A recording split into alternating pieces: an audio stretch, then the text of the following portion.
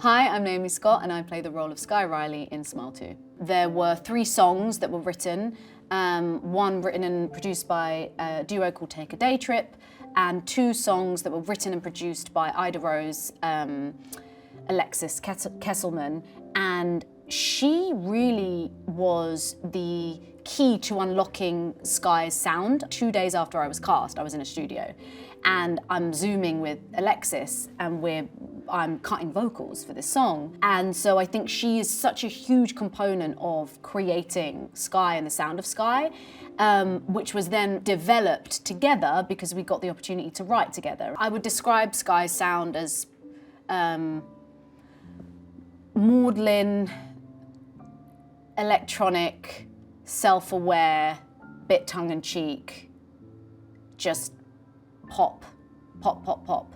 And it was so fun. The end credits song, Death of Me, which really, everyone really loved the title, Death of Me.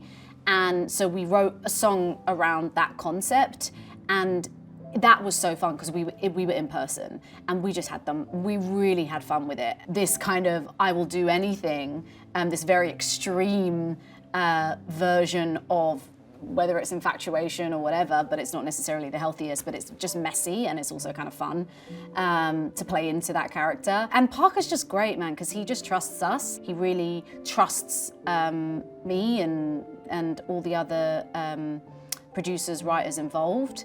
And I had fun with it. Lucas was so brilliant. Again, just, you know, when someone just understands the assignment and the way he showed up, again, it's so, any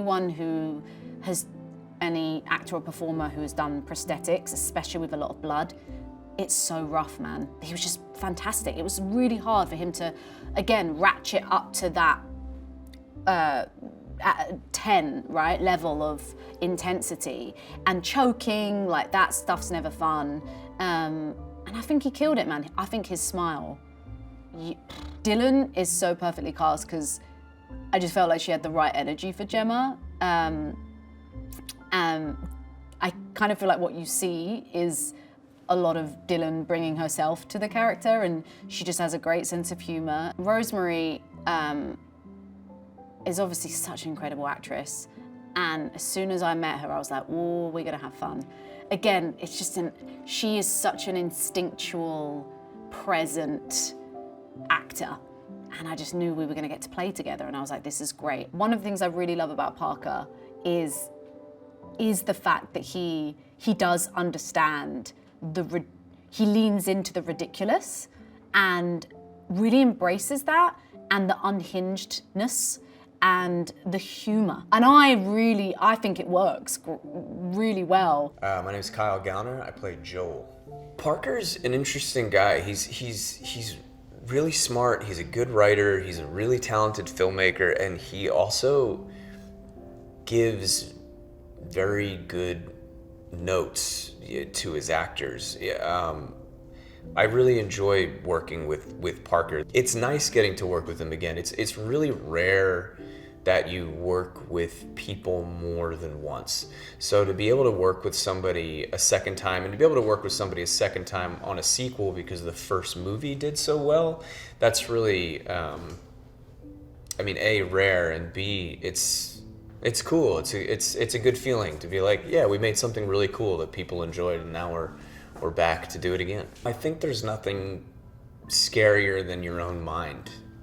You know, there's nothing scarier than the possibility of not being able to escape your own mind or be able to trust what you're seeing, trust that it's real. A slasher or something like that you can run away from, you know? You can possibly get away, but you can't escape yourself. And I think that's really It's a really kind of frightening place to be. There's something primal about a smile. There's something about showing your teeth. There's something about having that in your face and not necessarily knowing what's hidden behind that. The tone of both of these movies is really heavy. They're really dark, but the first one is really kind of private, almost really intimate in a way, where Rose is dealing directly with all of these people in her life. It's a much smaller universe, and you're watching her start to lose it privately, whereas in this one, which I think is really a cool way to do it, you're dealing with somebody who's so public, who's so front and center and in the public eye, and you're watching them deal with the curse in front of everybody. So it really flips everything on its head. It's still just as dark, but it just completely flips the script. Parker sort of pitched, well, he told me that The First Smile was meditation on mental health. And I came on board because Parker and I had a meeting, and I could tell from the meeting that he had a real vision and that he knew what he wanted, which I think is always a huge plus. And the script was great, especially for a genre movie. There was real dynamics to play, and there was a real character there. And this one was a meditation on fame, which also seems to be a meditation on mental health and the tolls that it can take, especially on a young person.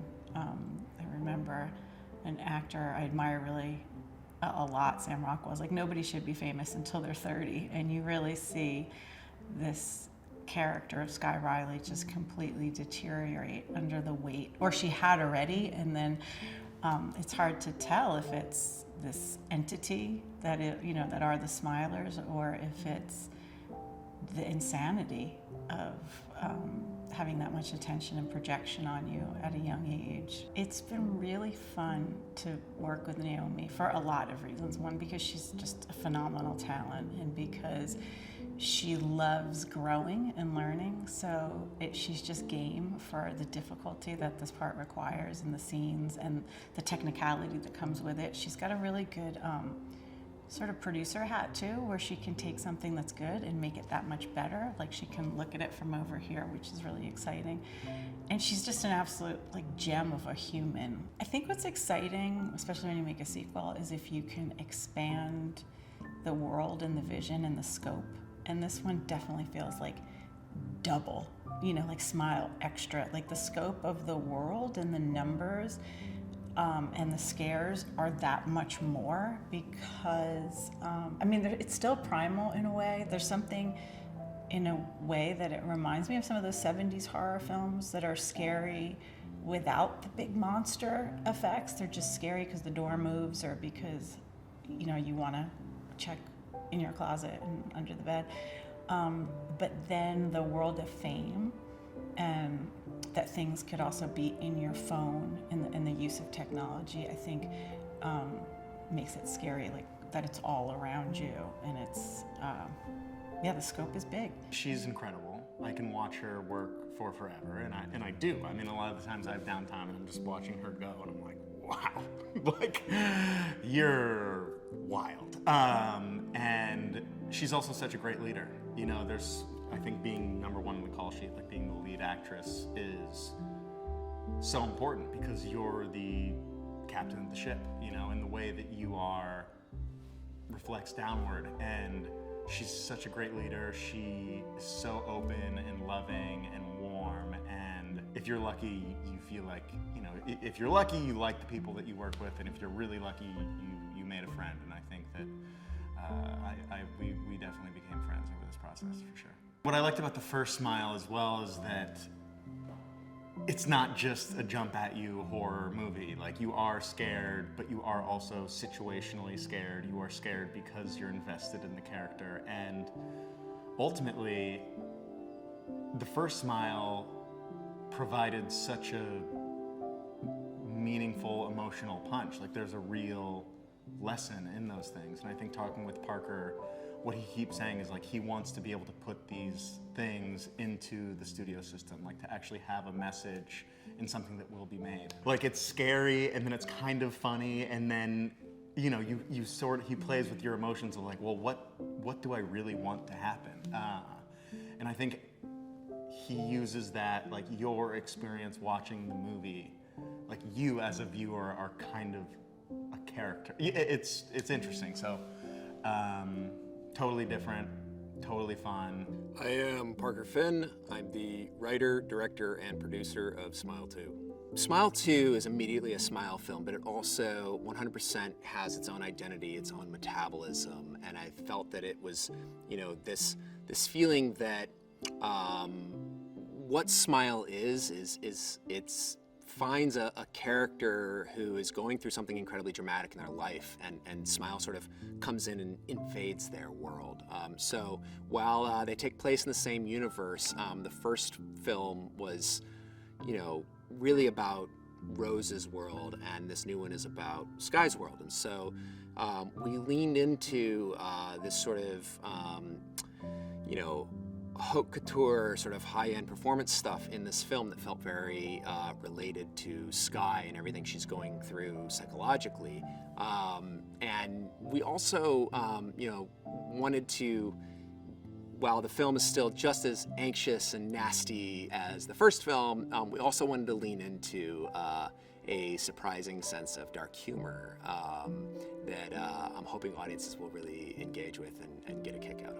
Sky is a character who is, she's really split between, her public-facing life and everything going on personally behind the scenes. And it was really important to sort of show the difference there, these expectations that are put upon her as a public figure, and sort of the demands of celebrity and everyone around her in her life, versus the real person behind the scenes. And I really loved that dichotomy. It felt like a really right place to start for a Smile film. Working with Naomi, she's just so unbelievably talented. I mean, she can do everything, but what I found so incredible about working with her is the way she dials into emotion and intensity, and how she can really vacillate between extremes. She also happens to be a incredibly talented singer and dancer, which of course really went into the Sky Riley character. She sings all of the songs and does her own choreography in the film. And yeah, she's a force to be reckoned with. The costumes in this film are vastly different than what we were doing in the first film. And, you have these two sides to Sky. You have, again, the very public-facing version of her, where we see her both very glammed up for certain moments, or in really high-end performance costumes, but then also sort of, in her personal life, sort of way more low-key, and at times even potentially trying to sort of disguise her own celebrity from the people around her. For the performance looks, these were created from scratch, and it was this process of going through and looking at what had been done over the years in pop, and sort of, seeing what was working for us and felt like Sky, and then developing them. We always talked about how Sky is a bit of a alien from another planet walking around amongst humans, and we wanted to make sure that she always stands out no matter what environment she's in, that there's this sort of iconic sort of rock star look going on there. I think movies are best experienced theatrically, but Smile 2 we really designed to play on the big screen. From the visuals to the score to the music, the Sky Riley music, to the crunch of bone and the slosh of blood. All of these elements come together so excellently on a big screen, but really I think it's all about the communal experience of watching horror in a dark room with other like-minded moviegoers. There's just something really special that happens when everybody is screaming or laughing or jumping or groaning all at the same time, and it's magic that can't be replicated anywhere else. I love horror because I think it's such a terrific way to hold a mirror up to what we're all feeling as a society. It's a great vehicle to explore what it is to be human in this world, all the ways that it's terrifying, and I think it's a really excellent Trojan horse to explore themes and motifs that, you know, on their own might be either too heavy or too bleak to sort of engage with, but by hanging them on the spine of a genre film that feels, you know, like a roller coaster ride, it suddenly turns into this really exciting like event on a weekend. And I mean, those are the things that I love about horror, and it's my favorite genre. This one does such a good job of exploring fame and exploring, you know, where the intersection between public and personal life meet, and the true, you know, traumatic response to that, and how fame can really screw somebody up. My initial thoughts were, you know, how are we going to jump off the first one? You know, where does the story go after there?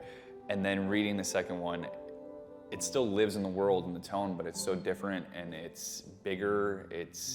The scale of it is scarier. It's just a heightened version of the story and a different character, and the stakes are higher, and it's fun, and making it around a pop star is so cool. Naomi, she can sing incredibly, she can dance incredibly, but she's also, the thing that I think is most interesting about Naomi playing Sky Riley is when you meet her, she is completely the opposite of this character, and not who I would imagine. But then I see her, and this is a testament to what an amazing actress she is. It's like she goes on set and it's a completely different person, and then I can't imagine anyone else playing Sky Riley. I think what I like about working with Parker is he knows this genre, he knows this movie, this world so well that I trust him. I trust everything he has to say, and when I'm lost, he has the answer. And he's really good at doing that smile face. He is so good at doing the smile face that he needs to have a part in this movie where he does it, because it's absolutely horrifying. I think this movie has such a good job of not ever playing something to be funny for the sake of being funny.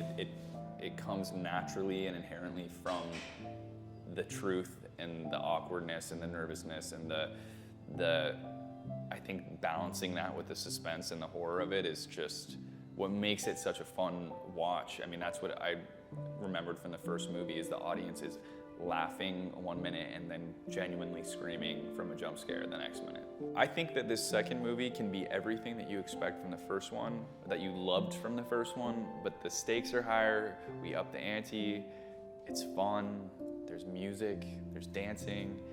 It's kind of everything you want in one movie. I played Gemma. She's Sky's friend from childhood, and like when you're super famous, your friends work for you too as friend.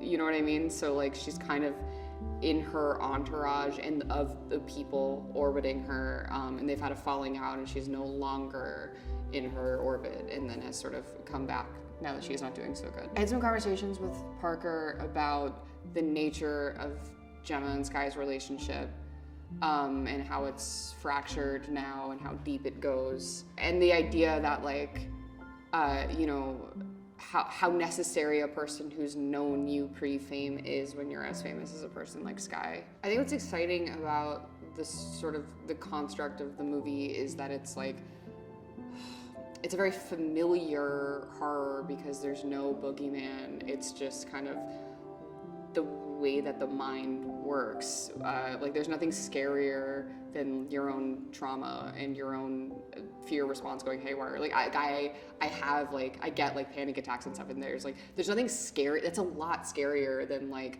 a guy being in your house, and there's just no escape from yourself. So that's true deep horror, and it's a very smart, scary idea. I think Parker is a very talented filmmaker who has hit on something so scary. It's so scary to smile at someone, and I can't believe, I was telling him, like, I can't believe no one's ever like done that before. Like it is like animals do that to intimidate each other, and he's hit on something very scary and then very successfully executed that. Which is why every single person saw and liked his movie so much. Naomi's a really good actor. It's very scary. Like, I'm very impressed by her ability to have tears come out of her eyes for 12 hours. I can't do that. I don't know if I have some sort of genetic condition that prevents that, or I'm just not as good of an actor as Naomi, probably both. But like, it's amazing to see her. This role demands so much of her. Like, she has to sing and dance and cry and scream, which is so taxing for 3 months. I can't even imagine. I'm tired talking about it. What's so enjoyable about horror movies is sort of the tension between like appearing normal to other people and going through the psychosis of being haunted. And I feel like he's chosen such a brilliant protagonist for that, where there's already so much you have to hold together publicly when you're a celebrity, that now also people are smiling at you.